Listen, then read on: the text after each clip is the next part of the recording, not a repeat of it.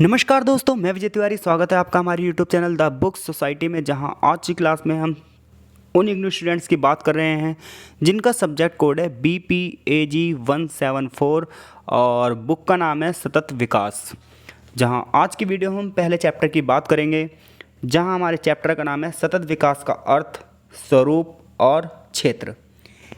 देखिए, चैप्टर शुरू करने से पहले मैं चैप्टर की आपको थीम बता देता हूँ कि चैप्टर किस बेस पर है और इसमें से कैसे कैसे प्रश्न बनेंगे। जब हम प्रश्न की बात करते हैं तो सबसे पहला प्रश्न और सबसे महत्वपूर्ण प्रश्न इस चैप्टर से ये बनता है कि सतत विकास का अर्थ बताइए तथा इसके क्षेत्रों का वर्णन कीजिए। मेरे हिसाब से चैप्टर में यही क्वेश्चन बनता है और यही पेपर में आना भी चाहिए, लेकिन फ़िलहाल हम चैप्टर को पूरा समझेंगे और आई होप सो मैं आपको समझाने में सफल भी रहूँगा। तो देखिए, सबसे पहले हम जानते हैं सतत विकास का अर्थ क्या होता है। तो सतत विकास का अर्थ होता है कि हम इस प्रकार से अपना डेवलपमेंट करें कि आने वाली पीढ़ियों के लिए भी कुछ छोड़ दें।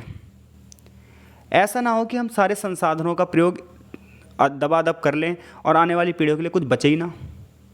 ऐसे में आने वाली पीढ़ियों के लिए जब कुछ बचेगा ही नहीं तो वो अपना विकास कैसे करेंगी। यानी कि वर्तमान पीढ़ी का भी विकास हो और आने वाली पीढ़ियों का भी विकास होता रहे हर स्तर पर, चाहे वो सामाजिक स्तर पर हो, आर्थिक स्तर पर हो, सांस्कृतिक स्तर पर हो, पर्यावरण के स्तर पर हो, हर स्तर पर। तभी हम मानेंगे कि सतत विकास यानी कि बिना रुके निरंतर लगातार पीढ़ी दर पीढ़ी विकास की प्रक्रिया चली जा रही है।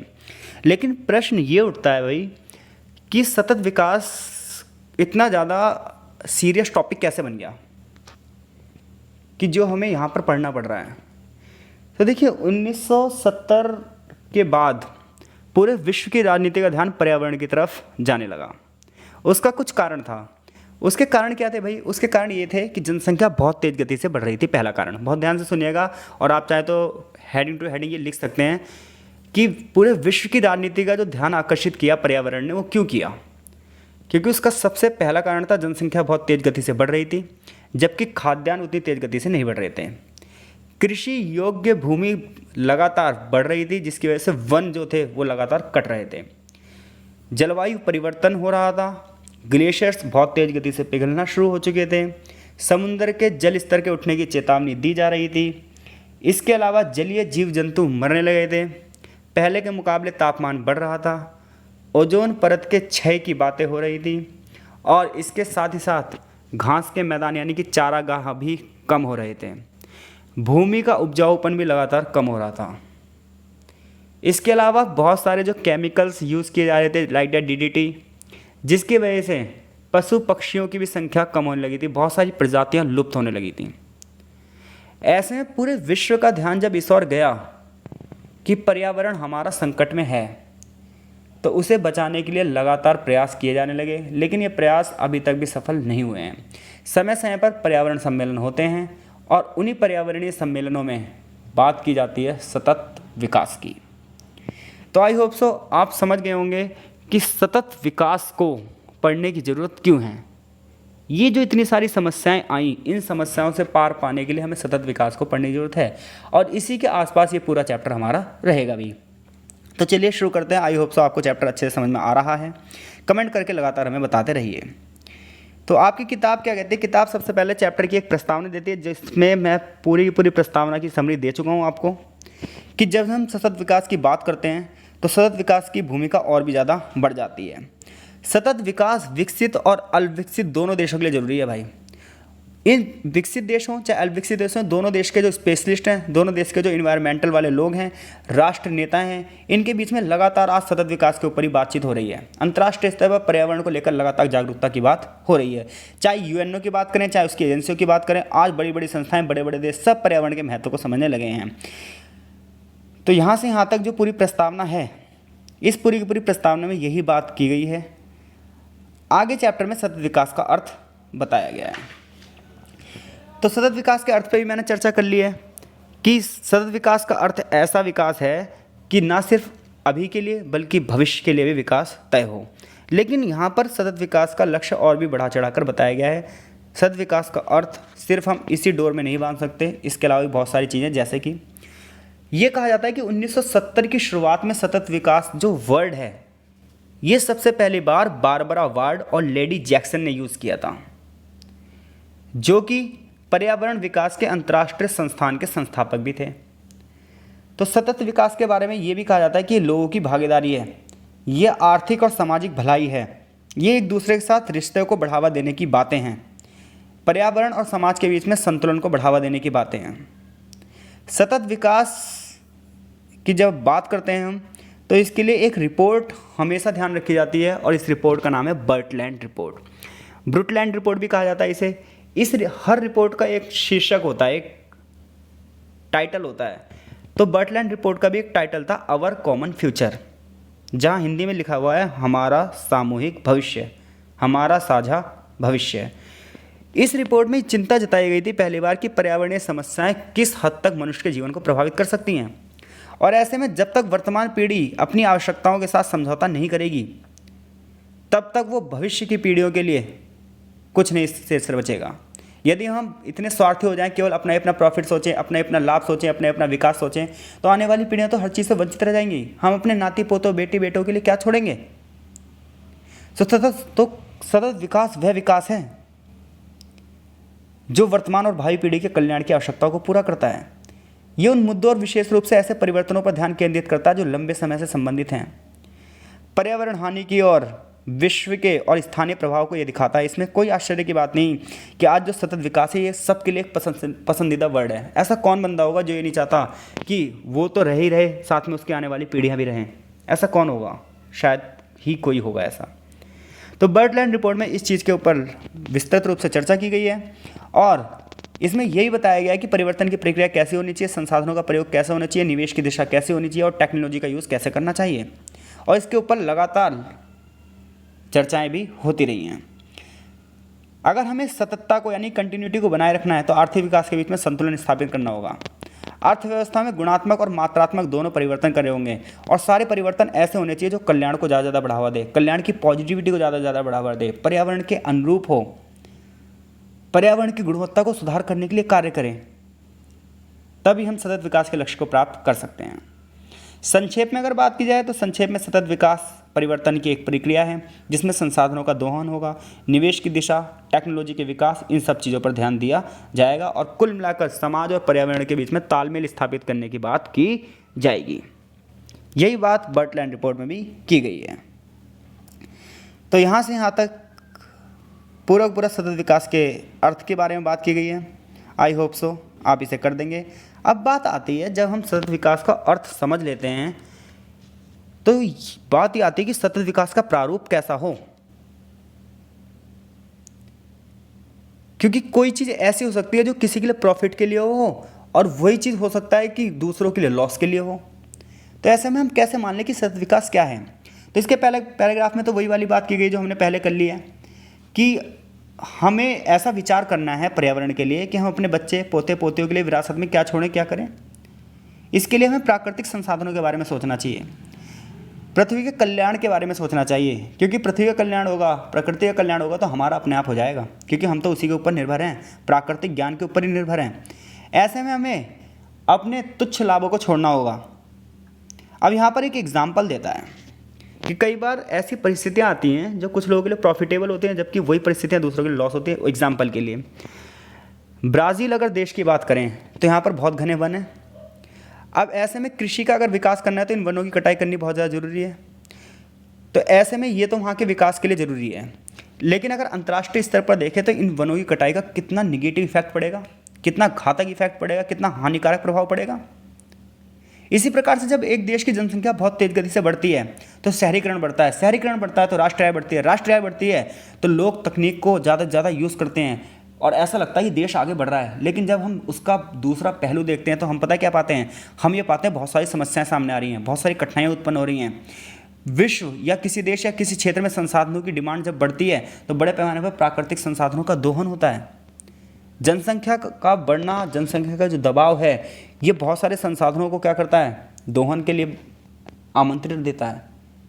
तो ऐसे में एक चीज़ जो पॉजिटिविटी दिख रही है, एक तरफ विकास का प्रतिमान दिख रहा है, एक तरफ हमें सुख सुविधाएं दिख रही हैं, लेकिन दूसरी तरफ ऐसा भी हो सकता है कि विश्व की बहुत सारी आबादी एक ऐसे दलदल में जाके फंसने वाली हो जहाँ से उसे निकालना बड़ा मुश्किल हो जाए। भारत जैसे देशों की बात की जाए तो भारत में भी जनसंख्या वृद्धि एक बहुत बड़ी समस्या हो गई है। पशुधन विकास को सुनिश्चित करना आज सबसे बड़ा विषय हो गया है और भूमि किस प्रकार से ट्रांसफ़र की जाए इस पर नियंत्रण करना ही बहुत ज़्यादा हो गया है। इसके लिए विश्व आयोग यानी कि वर्ल्ड कमीशन ने क्या कहा है? वर्ल्ड कमीशन ने कहा है कि अगर हमें सतत विकास लक्ष्य प्राप्त करने हैं, समाज में सततता बनाए रखनी है, हर एक व्यक्ति विकास कर पाए ऐसा सोचना है, तो इसके लिए हमें कुछ चीज़ें करनी होगी। सबसे पहली बात, जैव मंडल के कार्य के लिए जितनी भी ज़्यादा चीज़ें जरूरी हैं, पर्यावरण को बचाए रखने के लिए जो जो चीज़ें आवश्यक हैं उसको हमें बनाए रखना होगा। वनस्पतियों की सभी प्रजाति, जीव जंतुओं की सभी प्रजाति के प्राकृतिक आवास यानी कि जहाँ पर वो रहते हैं उनके जंगल, उसे बचाना होगा। प्राकृतिक संसाधनों का दोहन अच्छे तरीके से करना होगा, दुरुपयोग नहीं करना होगा। महत्वपूर्ण जो पर्यावरण प्रदूषण है उसको रोकना होगा, उसके नुकसान को कम से कम करना होगा।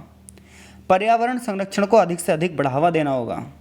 इसके लिए कानून नीतियाँ बनानी होंगी, परियोजनाएं बनानी होगी, तकनीक ऐसी होनी चाहिए जो संसाधनों का कम से कम दोहन करे, पर्यावरण के अनुकूल हो, और जितने भी ऐसे प्रदूषक हैं जो पर्यावरण को हानि पहुंचा रहे हैं उनको ख़त्म करना होगा।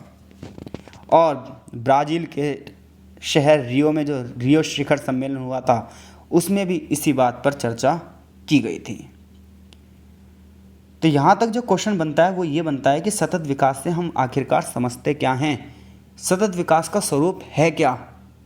तो सबसे पहले आप क्या बताएंगे, सतत विकास को पढ़ना क्यों जरूरी हुआ? तो आप पर्यावरणीय समस्याएं बताएंगे, उसके बाद सतत विकास का अर्थ बताएंगे, और सतत विकास के स्वरूप में वर्ल्ड कमीशन क्या मानता है ये बताएंगे। अब बात ये आती है सतत विकास का क्षेत्र क्या है। यहाँ से दूसरा क्वेश्चन बनता है। क्वेश्चन इस प्रकार से होगा, सतत विकास से आप क्या समझते हैं, सतत विकास के क्षेत्रों का वर्णन कीजिए। तो देखिए सतत विकास का क्षेत्र क्या है। तो सतत विकास का अर्थ तो हमने समझ लिया, दोबारा यहाँ बताने की जरूरत नहीं है कि सतत विकास का कुल मिला के बात यह है कि आने वाली पीढ़ियों का विकास हो, पर्यावरण के बीच में संतुलन हो, आर्थिक, सामाजिक, सांस्कृतिक हर स्तर पर विकास की एक श्रृंखला चले और ये पीढ़ी दर पीढ़ी लगातार चलती ही जाए। तो सतत विकास तो बहुत महत्वपूर्ण है, ये हमारे राष्ट्रीय बजट को बचाता है, लोगों की आवश्यकताओं को पूरा करता है, हमारे संसाधनों को पूरा करता है, लोगों के बीच में तालमेल स्थापित करता है और भविष्य की पीढ़ियों के लिए प्राकृतिक संसाधनों को बचाने की भी बात करता है। तो देखा जाए सतत विकास अपने आप में एक वर्ड नहीं, पूरे संसार की एक आत्मा है। अब बात आती है तो सतत विकास का क्षेत्र क्या है। तो सतत विकास के कई क्षेत्र हैं, जैसे कि सामाजिक क्षेत्र। अब सतत विकास का जो सामाजिक क्षेत्र है इसमें हम क्या क्या चीज़ें देखते हैं। तो सतत विकास के जब हम सामाजिक क्षेत्र की बात करते हैं तो हम ये देखते हैं कि जनसंख्या में कोई व्यक्ति ऐसा ना रहे जो भूखा सो रहा हो, यानी कि हंगर इंडेक्स को जीरो कर देना है पूरी दुनिया में।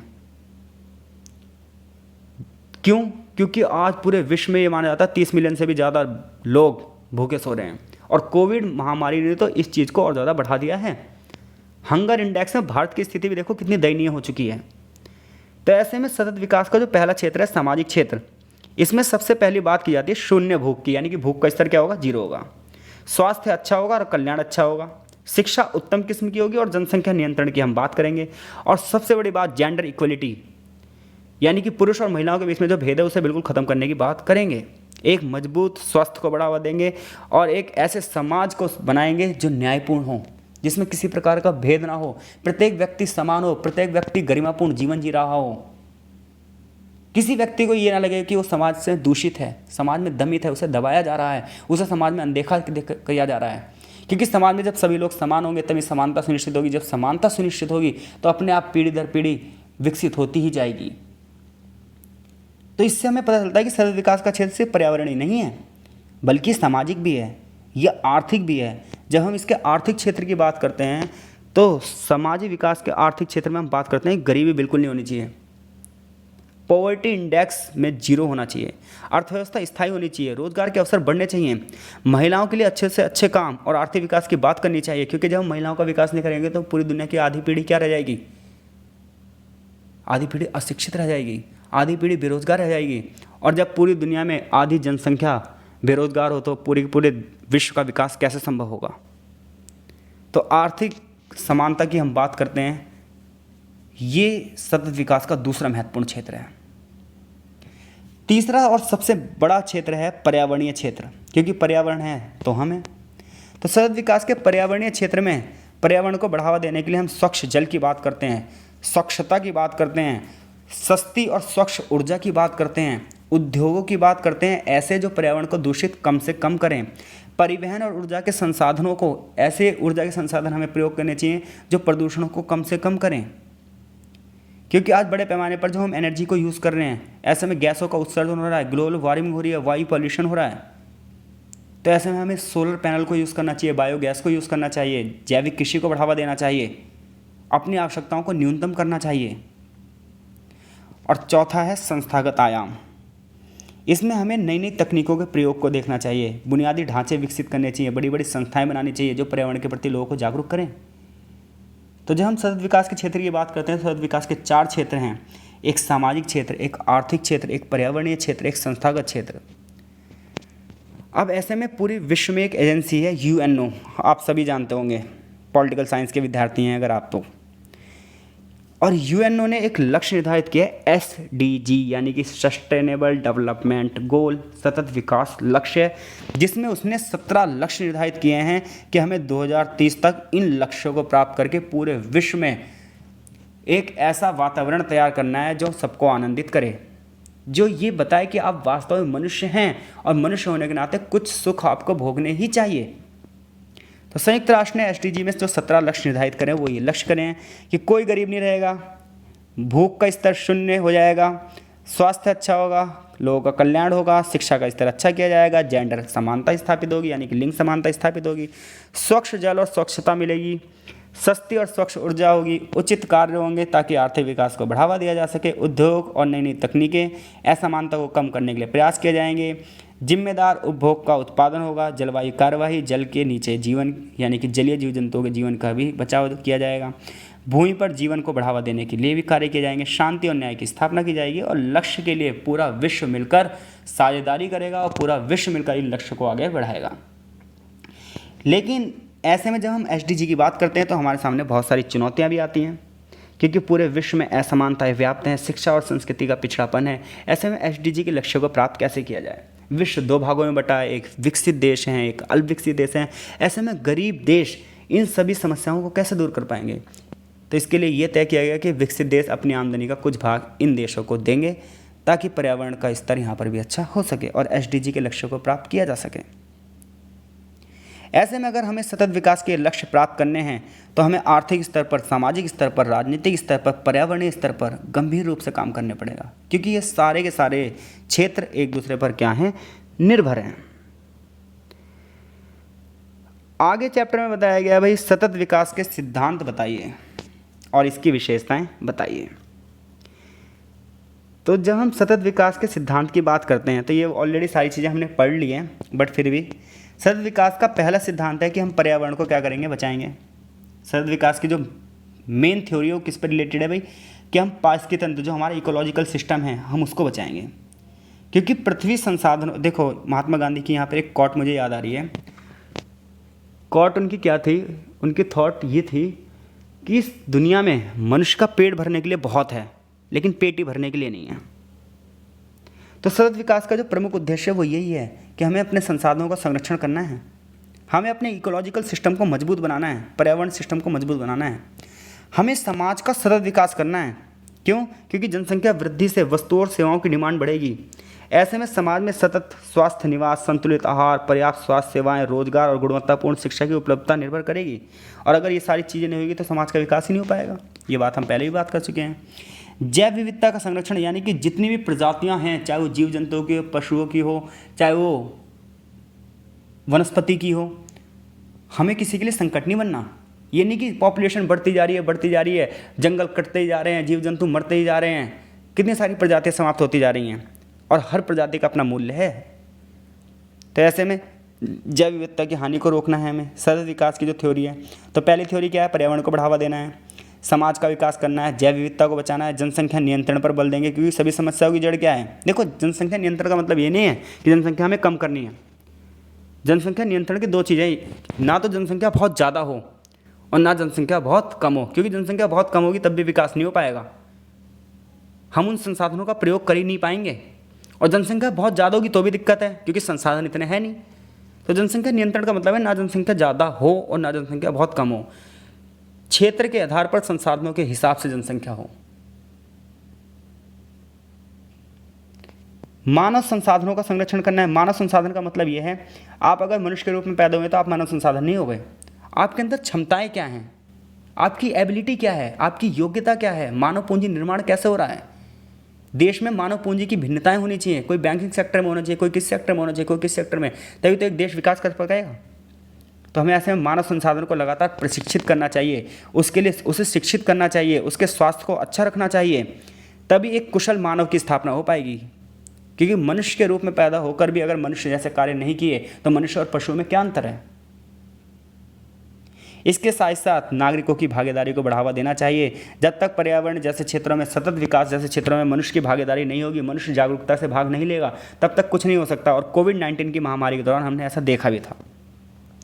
इसके साथ साथ अंतर्राष्ट्रीय सहयोग को बढ़ावा देना चाहिए। विकसित देशों को हर संभव प्रयास करने चाहिए ताकि पूरे विश्व में समानता स्थापित हो सके। तो ये चैप्टर यहीं पर फिनिश होता है। आगे चैप्टर में एक निष्कर्ष दिया हुआ है। तो आई होप सो आपको ये चैप्टर अच्छे से समझ में आया होगा। कमेंट करके आप मुझे लगातार बताते रहिए कि इस चैप्टर में आपको कहीं समस्या तो नहीं आई, ताकि हम इसके सभी चैप्टर को जल्द से जल्द अपलोड कर सकें। आपका बहुत बहुत धन्यवाद।